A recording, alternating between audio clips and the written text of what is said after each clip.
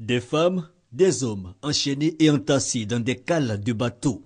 Des images de la traite négrière ou le commerce des Noirs qui a débuté au XVe siècle. Des Africains capturés et déportés en Europe et aux Amériques pour la mise en valeur de ces continents.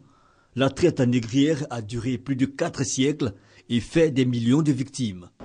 Les Européens, après la découverte du Nouveau Monde, avaient besoin, surtout lorsque l'économie de plantation va se développer, avaient besoin d'une main-d'œuvre qui avait fait déjà la preuve de son efficacité dans la production sucrière.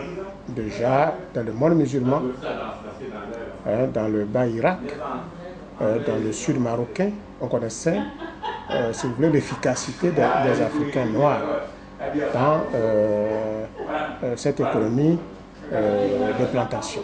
La traite négrière, les côtes ouest africaines en ont aussi fait les frais. En Côte d'Ivoire, Grand Laou était le premier port négrier au XVIIIe siècle. Depuis que l'UNESCO avait initié le projet La route de l'esclave, il y a eu des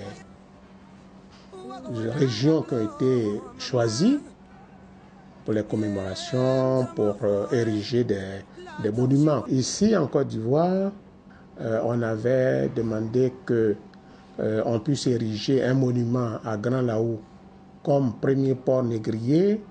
Aujourd'hui, je crois que le dossier est en voie de discussion au ministère de la Culture. Pour rendre hommage à ceux qui ont combattu ce système et inscrire cette tragédie dans la mémoire collective, l'UNESCO institue le 23 août de chaque année la journée internationale du souvenir de la traite négrière et de son abolition, et ce depuis 1994. Vu le caractère inhumain de ce commerce et les conséquences en Afrique, certains pays impliqués font leur mea culpa. La France, par exemple, a reconnu la traite et l'esclavage comme un crime contre l'humanité à travers la loi Christine Taubira, actuelle garde des Sceaux, adoptée le 10 mai 2001. La traite des Noirs n'a pas eu que des méfaits. Elle a donné naissance à de nouvelles expressions culturelles et religieuses telles le jazz, le blues, le tango, la soul, le reggae et le vaudou.